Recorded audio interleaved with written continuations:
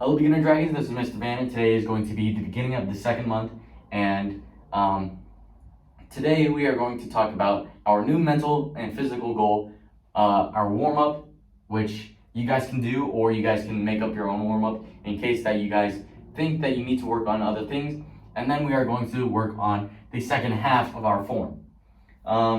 So with that being said, we are going to talk about our physical and mental goal. So first, our physical and mental goal. You guys don't know them right now. Last week it was integrity and excellence. This month it's going to be power and kindness. So kindness is our mental goal and power is going to be our physical goal. Let's talk about kindness first, so it's a little easier to talk about because you guys should already know what kindness is. Basically, it's being nice. So, being nice can sometimes be harder than being mean or being rude or whatever. So, sometimes it's harder, which makes it so that you have to show your strength to be nice to someone. So, I'm going to talk about that.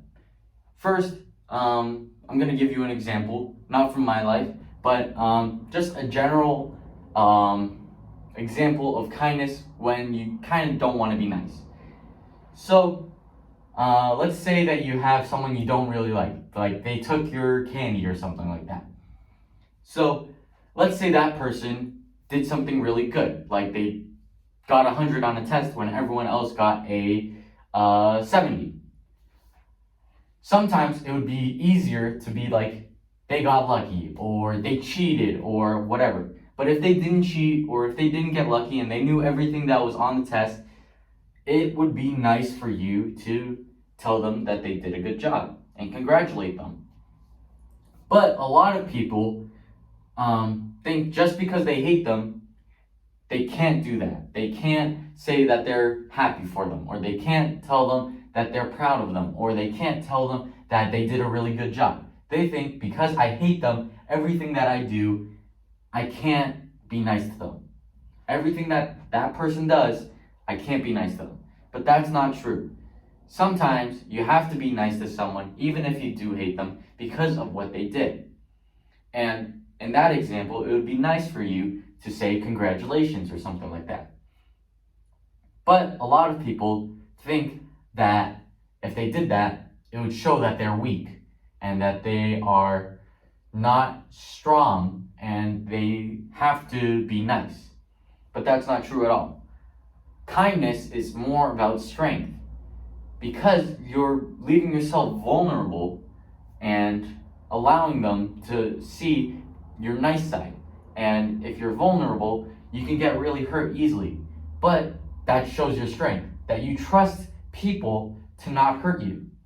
And that shows that in kindness, you need strength instead of weakness. Because you're showing your weaknesses, but with your strength, you should be able to overcome your weaknesses. Sure, that's a lot of words, and it kind of doesn't make any sense, but I hope you guys understand the concept that I'm getting at. I could use other words and substitute kindness for other words, but this month we're talking about kindness. I could do a lot of the other words that mean kindness but don't mean kindness at the same time, but that's another topic for another day. So with kindness out of the way, we are going to talk about power. So power is what we are going to talk about for this month, and for this week we're going to talk about how power is gained through rotation. So first, we have to differentiate the difference between power and strength. So strength is more so about muscles, more so about how hard can I hit something, how heavy can I lift, like stuff like that. But power is more about technique. So first, we're gonna have a talk about rotation. So rotation is basically twisting. So if you guys are twisting your hips, that is rotation. And with that, we are going to talk about how we get more power, how we get more strength from twisting. So, if you guys see boxing or wrestling or whatever, you can sometimes see someone wind up a punch and then turn into it like this. So sometimes you see that. One, that's not a really good hit because you're winding it up, which makes it a lot slower, but it still gets the concept of rotating and getting more power. Because if this didn't do anything, a lot of people wouldn't do it. But since it does do something, a lot of people do it. So I'm going to explain why it gives you more power. So I'm going to use some physics stuff. So force is basically going to be power. So force is equal to how much you weigh and how fast you are going. So if I am just punching from here, I'm not really going slow. But if I rotate, I'm getting a little faster, which makes it so that because I'm punching faster, I have more power. So with that rotation, it gives me more speed. It gives me more acceleration, which makes me faster, which makes it so that it's hitting harder. And that is why rotation gives you more power, because you get that extra speed, which makes it faster, which makes it hit harder. So that is why rotation is helpful for your power. Now, with that being said, we are done talking about our physical and mental goal. Now we are going to talk about our warm-up. So, I haven't really planned anything, so we're just gonna go with it. Today we are doing a horse stance. So in our form, there's a horse stance, and basically it works out your legs and your thighs and your quads and your calves. So I want to kind of work on that because that will help you guys be able to hold a horse stance more, which makes it so that you have more power. So I want to work out on our legs. Today we'll do some plyometrics, but also we're going to do some workouts that aren't really plyometrics, but they still work out your legs. So plyometrics, if you guys don't know, is basically repeated exercises going over and over and over without any breaks, really fast, so that you build muscle. An example of this would be something like jumping up and down like this, or jumping forward and back. As you can see, I'm not really standing in place.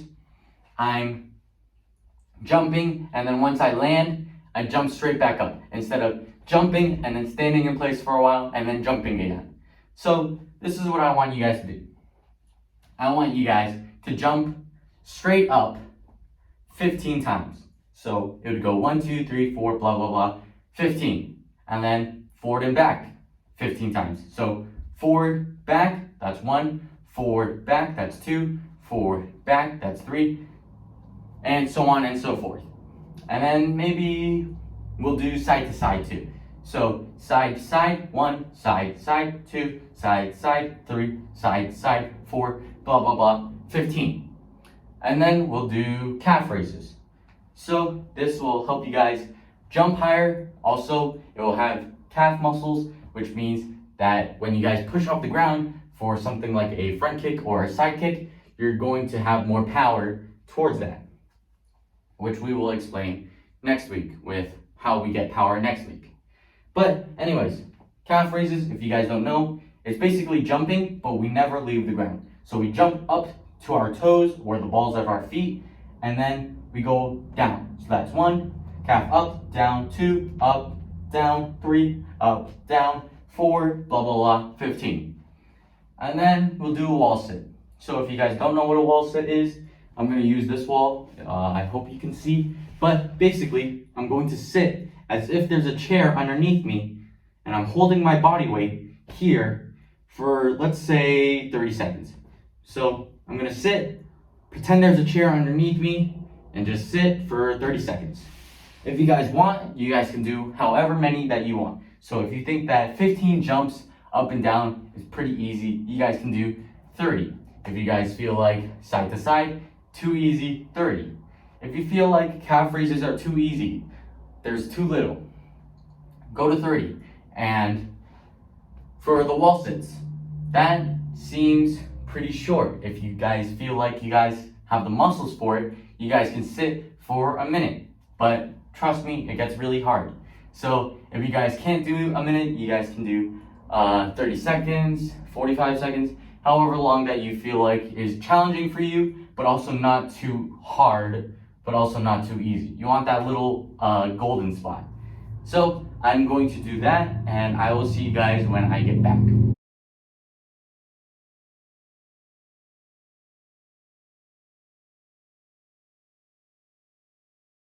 Alright, so we're back, beginner dragons, and now we are going to move on to our form.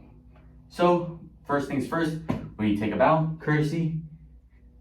Then we are going to get into our right horse stance. So basically, you're going to want to line up wherever your target is, and basically just do that wall sit, but spread your legs so that it's kind of a square or a rectangle. Not too far to make it so that your legs are slanted like this. This is a trapezoid, and not too close. So something like this. So this is a horse stance. You guys are bending your knees so that you're making a kind of rectangle square with your legs. So do that and point your legs towards a target. So I'm doing this side to side right now so that you guys can see what stance I'm in, and you guys can kind of see what a horse stance looks like. So let's do that. We get into our horse stance like so. We make an X, so X on our body. Back fist so that it's both sides. Make an X. Hammer fist so that it's low, doing a touchdown block so that if someone was trying to hit us in the legs, we could block it. After that, we do a slide up, side kick. I don't have a lot of room, so I'm going to back up a little bit. And then we do a side kick. As you can see, my toes are pointed towards the back so that I can push off the ground, and I'll tell you why next week. But you want to make sure that your toes are pointed towards the back. Sorry, I'm stumbling on my words right now. But yeah, so make an X, back fist, make an X, hammer fist, slide up, side kick, making sure that our kick is to the side, kicking with the heel of our foot, which is that bottom part right there. And yeah, I feel like I had some details. So again, make sure that you're practicing that horse stance so that you guys have that down. And it's one of the hardest stances because it really hurts when you do it because you're working out a lot of muscles. But if you guys do it, you're gonna have really strong quads, and you're gonna have a solid foundation, which if someone tries to push you down, you guys can just bounce back up basically off of that push. Making sure that you have that make an X back fist, make an X hammer fist, making sure that you're blocking past your leg so that if someone was trying to hit you, you can block it and it won't hit you in the back of the leg, which would make you tumble, which really hurts.